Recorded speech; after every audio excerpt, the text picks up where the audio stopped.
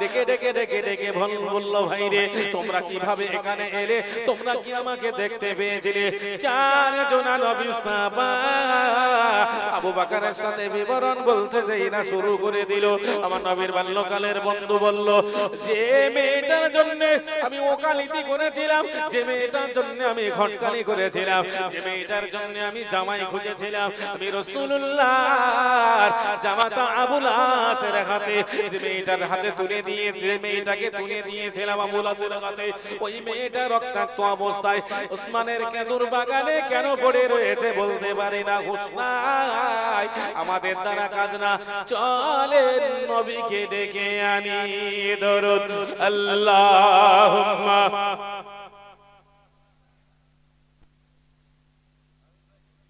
এই দরুদের অবস্থা ভালো না। মুসলমান বলে গরুর গোশত খাওয়া আওয়াজ, এই কি আওয়াজ? তোদের বাস পড়া মতো না। প্রত্যেকটা বাড়ি মেহমানদারি হবে ইনশাআল্লাহ। গরুর গোশত দুপুরবেলা খেয়ে দেন, রাত্রেও খাবেন। তাই এই রকম ধরে কি কি যুদ্ধ করবেন? ফিলিস্তিনি জমি যদি পাঠাই দেওয়া যায় যে ইসরায়েলি বলি, ওরে বাবা রে, ও বোমের আওয়াজ সহ্য করতে পারছি না। এই আওয়াজ যদি যুদ্ধ করতে যাওয়া যায় একেবারে শেষ করে দেবে। একটু মন খুলে নবীর নামে দরুদ পড়েন। দরুদ শরীফ। আল্লাহুম্মা সাল্লি আলা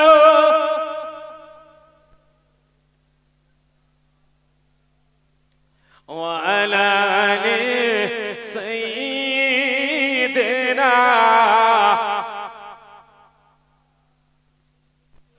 বেলালের আজান শোনা যায়, দলে দলে ফারিস্তারা কাতার যে লাগায়, শুনবে বেলালের আজান, গাইবে খোদার গুণগান।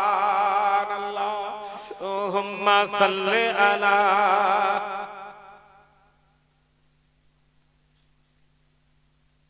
ওয়া আলা আলি সাইয়্যিদিনা।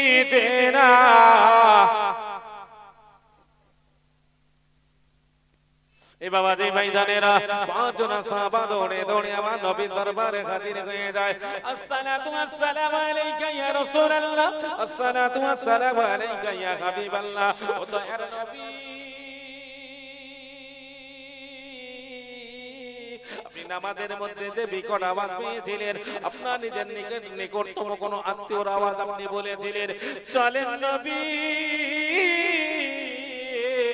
যে মেয়েটার আমি ওকালতি করেছিলাম, যে মেয়েটার আমি ঘটকালি করেছিলাম, যে মেয়েটাকে আবুল আসের হাতে তুলে দিয়েছিলাম, ওই মেয়েটা জয়নাব নবী নন্দিনী আমার ভাই ওসমানের খেজুর বাগানে রক্তাক্ত অবস্থায় বেহুশ হয়ে পড়ে রয়েছে। ও দয়ার নবী গো, আপনি চলেন, আপনি যত সময় না যাবেন মনে হয় জয়নাব আর কথায় সাড়া দেবে না। ও বাবাজি ভাইজানেরা, আমার সোনার মানিকেরা, আমার মা ও বোনেরা, খালারা, বেটিরা, দেখতে দেখতে রাসূলুল্লাহ আগে, পিছনে পাঁচজন সাহাবা দৌড়াতে দৌড়াতে ওসমান গনির খেজুর বাগানে হাজির হয়ে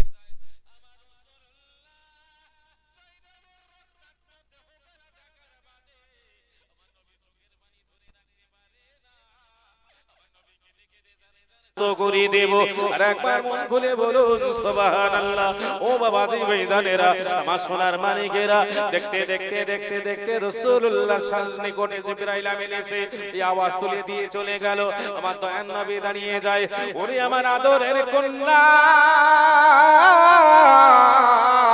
ওরে আমার সোনার মানিকি রে, আর ঘুমিয়ে থেকো না, চোখের পাতা বন্ধ করে রেখো না, আমি তোমার বাবা, তোমার চোখের সামনে দাঁড়িয়ে দাঁড়িয়ে চোখের পানি ফেলিয়ে তুমি কান্নাকাটি করো না। আমি রাসূলুল্লাহ তোমার থেকে চোখের পানি ধরে রাখতে পারি না। আমি অবস্থায় বাবা জিবরিল আমিন হাতে এসে আমার নবীর কাছে কি যেন বলে গেল, মনে করে নিজের কলিজার টুকরি সন্তান রক্তমাখা অবস্থায় জমিনে বেহুশ হওয়া মেয়েটার মাথায় হাত দিয়ে বলে, ওরে আমার আদরের মানি, তোমার হাল কে করেছে, তোমার এই অবস্থা কে করেছে, একটিবারের জন্য তুমি বলে দাও না। আমি রাসূলুল্লাহ তোমার জন্য চোখের পানি ধরে রাখতে পারি না। কিছু সময়ের মধ্যে বাবা নবী নন্দিনী জয়নাবের এমনি করে স্বাভাবিক অবস্থায় হয়ে গেল, সুস্থ অবস্থায় হয়ে গেল। বিশ্ব নবী রাসূলুল্লাহর মুখে একটু হাসি ফুটে যায়, আল্লাহ পাকের হাবিব দাঁড়িয়ে যায়। আল্লাহ পাকের হাবিব কি বলল, ওরে আমার সোনার মানিকিরে, ওরে আমার জয়নাব শুনে রাখ রে মা, তোরে হালকে করেছে, এই অবস্থাকে করেছে, একটিবার বল। ডেকে ডেকে বলো আব্বা জান, আপনার চির দুশমন, আপনার চির শত্রু মক্কার মাতব্বর যে লোকটার নাম হলো খাতাল, এই খাতাল নামক বেঈমান আমার পেটের ভিতরে লেজার মাথা চালিয়ে দিয়ে 4 আঙুল জায়গা বেড়ে দিয়েছে। আব্বা আমি জয়নাব মরে যাব, দুঃখ নাই, আমি জয়নাব ইন্তেকাল করব, দুঃখ নাই। ইয়া রাসূলুল্লাহ, ইয়া হাবিবাল্লাহ, আমি জয়নাব আমার পেটের ভিতরে 2.5 থেকে 3 মাসের একটি বাচ্চা রক্ত দোলা হয়ে রয়েছে, ওই বাচ্চা কানা জনমের মতো মারা গিয়েছে। ওগো আমার আব্বা, যে জায়গাটায় আমি হাত কানা রেখে দিলাম, ওই হাত কানা জায়গায় উঠিয়ে দেখেন 4 আঙুল জায়গা পেটের চামড়া ভাড়া। বিশ্বনবী রাসূলুল্লাহ নিজে হাত মোবারক দিয়ে জয়নাবের হাত কানা সরানো হলো। যেই না বাবা সরিয়ে দেখা গেল বিশ্বনবীর কলিজা টুকরে সন্তান নবী নন্দিনী জয়নাবের পেটের ভিতরে রক্ত তোলাটাও আর জীবিত নাই। নবী আমার রক্তাক্ত মেয়েটাকে হাতের মধ্যে তুলে ধরেছিল। ও মদিনাবাসী, ও মক্কাবাসীরা, আমার প্রতিশোধটাকে আমার মেয়ের উপর দিয়ে তোমরা নিয়েছো। আমি রাসূলুল্লাহ তোমাদের জন্য যদি বদদোয়া করে দেই, এক্ষুনি উহুদ পাহাড়টা তোমাদের উপরে চেপে যাবে, তোমরা ছিন্ন বিচ্ছিন্ন হয়ে যাবে, তোমরা মারা যাবে, তোমরা ইন্তেকাল হয়ে যাবে। তবে আমি রাসূলুল্লাহ জানিয়ে দেই, আমাকে আল্লাহ পাক ওয়া আরসালনাকা ইল্লা রাহমাতাল লিল আলামিন, দয়ার করুণা করে বানিয়েছে। আমার ভিতরে এমনি করে কোন রকম হিংসা নাই, আমাকে দয়ার জন্য বানানো হয়েছে। আমি রাসূলুল্লাহ জানিয়ে দিলাম, আমি রাসূলুল্লাহ তোমাদের জন্য বদদোয়া করিলাম না, আমি তোমাদের জন্য দোয়া করি আল্লাহ পাক তোমাদের হেদায়েত দান করুন। আমি তোমাদের জন্য যদি বদদোয়া করে দেই, ওটা উহুদ পাহাড় ভেঙে চুরমার হয়ে তোমাদের মাথার উপরে পড়বে, তোমরা ধ্বংস হয়ে যাবে। তবে আমি তোমাদের জন্য বদদোয়া করব না, বদদোয়া করার জন্য আমি রাসূলুল্লাহ, আমাকে তো বানানো হয়নি। আমি রাসূলুল্লাহ তোমাদের জন্য দোয়া করি, আল্লাহ তোমাদের হেদায়েত দান করুক। আমার বাবাজি ভাইজানেরা, আমার সোনার মানিকেরা, দেখতে দেখতে দেখতে দেখতে দেখতে দেখতে দেখতে প্রিয় নবী মুহাম্মদুর রাসূলুল্লাহ সাল্লাল্লাহু আলাইহি ওয়াসাল্লাম জমিনে বসলেন। আর নিজেকে স্থির করে রাখতে পারছেন না, নিজেকে দাঁড় করিয়ে রাখতে পারছেন না, যেন নিজেই একা একা খোদার জমিনে বেহুশ হয়ে পড়ে যাচ্ছে। আমার বাবাজি ভাইজানেরা, ও আমার সোনার মানিকেরা, আমার মা ও বোনেরা, খালারা, বেটিরা, দেখতে দেখতে দেখতে প্রিয় নবী মুহাম্মদুর রাসূলুল্লাহ যেন আল্লাহ পাকের জমিনের দিকে চলে যায়। ওই অবস্থায় নবী দাঁড়িয়ে বলে, ও আমার মানিক, ওরে আমার সোনার মানিকিরে, ওরে নবী নন্দিনী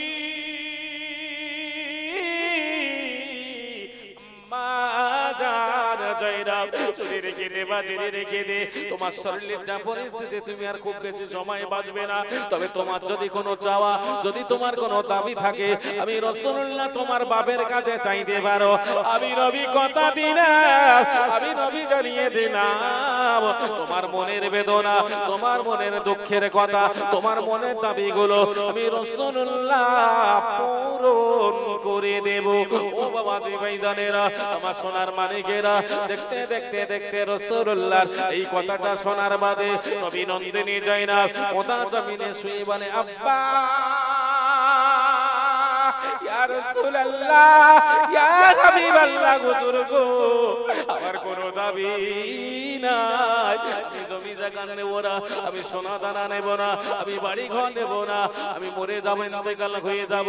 আমার স্বামীকে খবর দি, আমার স্বামী আবুল হাসান জমির জানিরা, আমার স্বামীর টারুর উপরে মাথা কাটা রেখে আমি জয়নাব ইন্তেকাল হতে চাই। ও বাবাজি ভাইজানেরা, এই কথাটা শোনার বাদে বাবা নবী নন্দিনীর এই কথাটা শোনার বাদে রাসূলুল্লাহ জানালেন, ওরে আমার আদরের কন্যা, ওরে আমার মানিক, তোমার এত বড় দাবি তোমার আব্বা রাখতে পারবে না। তোমার স্বামী এখন মক্কার জমিনে, আর এই মদিনার জমিন ছেড়ে মক্কার জমিন পৌঁছাতে 420 কিলোমিটার মতান্তরে 450 কিলোমিটার। না না না, আমি তোমার আব্বা জানিয়ে দিলাম তোমার স্বামীকে এই জমিনে আনা যাবে না। এতটা রাস্তা অতিক্রম করে আনতে গেলে তোমার দাবি আমি পূরণ করতে পারবো না, তুমি এর ভিতরে মরে যাবে, ইন্তেকাল হয়ে যাবে।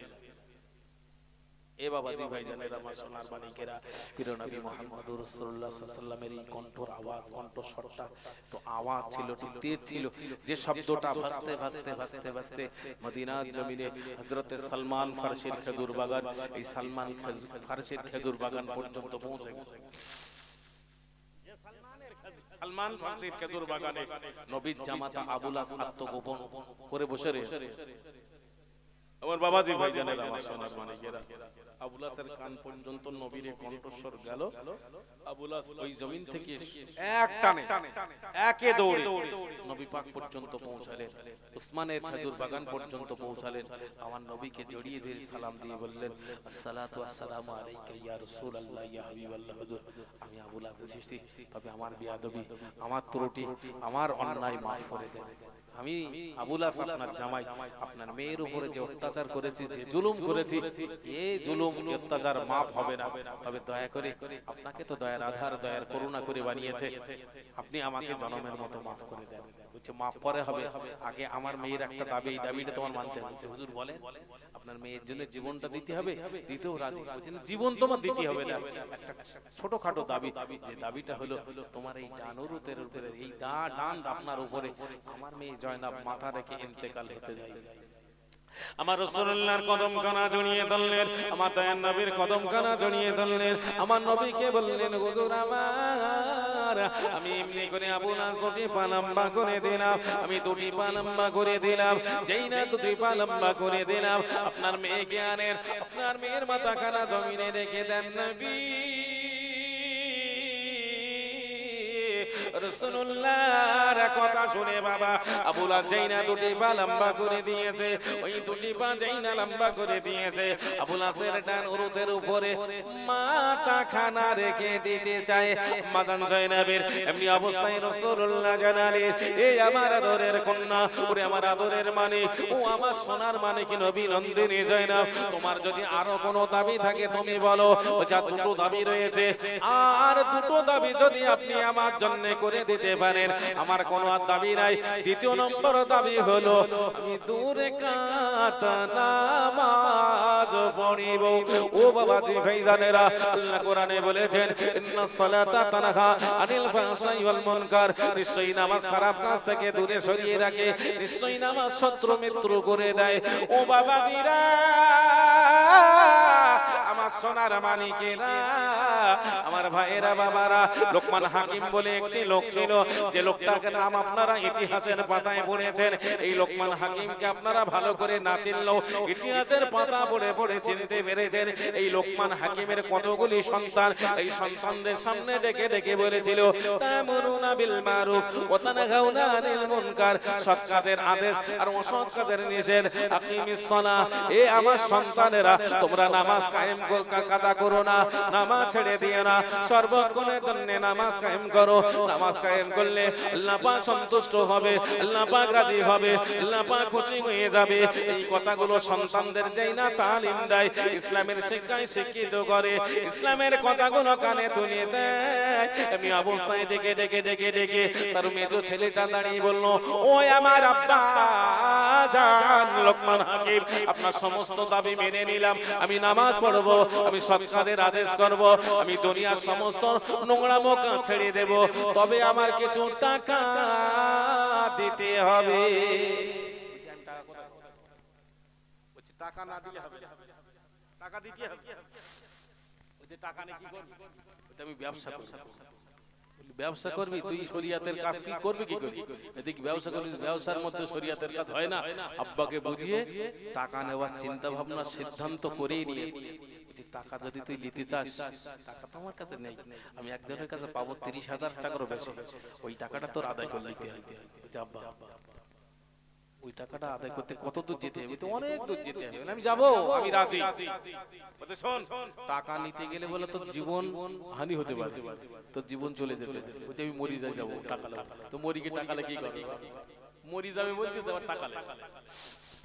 টাকার এমন একটা স্বাদ, এমন একটা আস্বাদ, টাকার গন্ধ পালি যখন হো করে যায়। এবার সেদিনকে খোলাপাতার নাম শুনেছেন? একটা মহিলা 1 কোটি টাকা পেয়ে, শোনেননি? 1 কোটি টাকা এটা পেয়েছে। এখন এই টাকা নিয়ে পেয়ে ওই খোলাপাতার লোক কি আর খেতেই বলে মনে হয়? টাকার গন্ধই দৌড়ছে।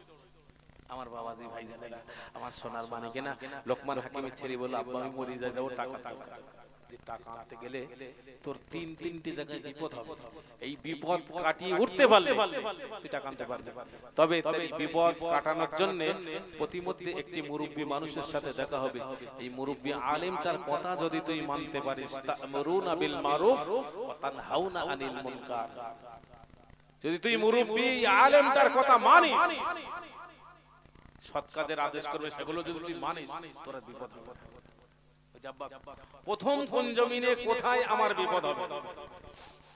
তুই পথ চলতে চলতে চলতে চলতে যাবি অনেকটা দূর, তোর কাছে যে সমস্ত খাবারগুলো থাকবে, যে সমস্ত সামানগুলো থাকবে, সব ফুরিয়ে যাবে। তোর তৃষ্ণা, পানির পিপাসা এতটা লাগবে, পানি কোথাও পাবি। তোর পায়ের গোড়ালি যেই জমিনে পড়বে একটা ঝর্ণা পার হবে, সেই ঝর্ণার পানি তুই 2 হাত ভরে খাবি। খাওয়ার পরেই তোর চোখে ঘুম আসবে। যেই ঘুম আসবে, কোথায় রোদের তাপে ঘুমাতে তো পারবি না, তবে প্রতিমধ্যে একটা সুন্দর বড় বট গাছ পাবা, সেই বট গাছ পাবি, বট গাছের নিকটে যাবি, বট গাছের নিকটে যদি তুই ঘুমাস ওই জায়গায় মরে যাবি। আর এই মরণের হাত থেকে যদি ফিরে তুই 2 নম্বর জায়গাটায় যেতে পারিস, প্রতিমধ্যে আরেকটা জায়গা হবে, তোকে দেখে লোক পাগল হয়ে যাবে। তুই তো বিয়ে শাদী করেছিস, আর ওই গ্রামে পৌঁছানোর বাদে গ্রামের লোকেরা তোর সমস্ত খাওয়া পরার দায়িত্ব নেবে। আর ওই গ্রামে একটা সুন্দরী মেয়ে রয়েছে, ওই মেয়েটার সাথে তুই যদি বিয়ে করিস তোর মরণ হবে।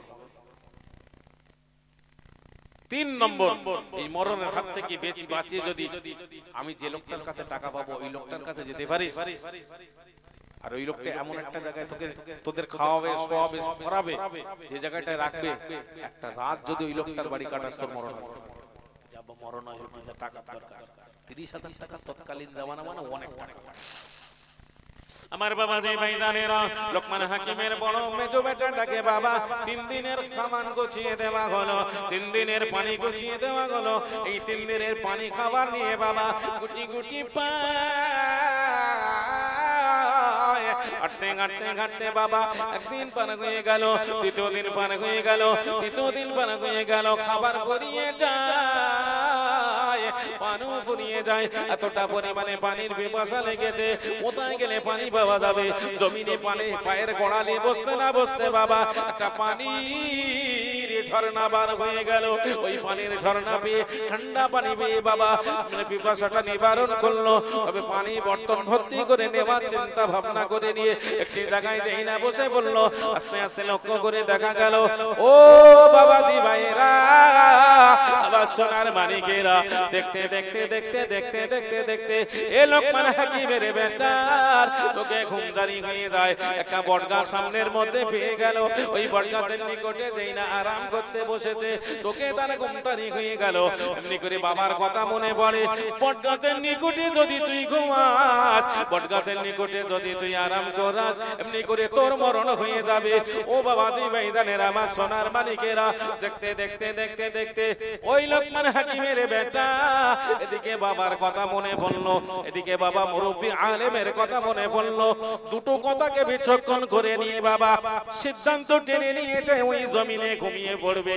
রাতারাতি বাবা গভীর রজনীতে ওই বটগাছ নিকট থেকে একটি বিষদশা বার হয়ে লোকমান হাকিমের বেটার গায়ে এত জোরে দংশন করেছে, লোকমান হাকিমের বেটা যেন সমস্ত দেহটা নীল বর্ণ হয়ে যায়, সমস্ত দেহটা কৃষ্ণ বর্ণ হয়ে যায়। দেয়, সমস্ত দেহ দিয়ে যেন গেঁজা মতো বার হয়, নালা মতো বার হয়। দেখতে দেখতে দেখতে দেখতে দেখতে দেখতে দেখতে মুরব্বি আলিমকে বলেছিল, এ খোদার গোলাম রে, এ লোকমান হাকিমের বেটা, শুনে রাখো, জেনে রাখো, তোমার মরণ হবে। তোমার বাবা বলেছিল, আমি বলেছিলাম তোমার মরণ হবে না।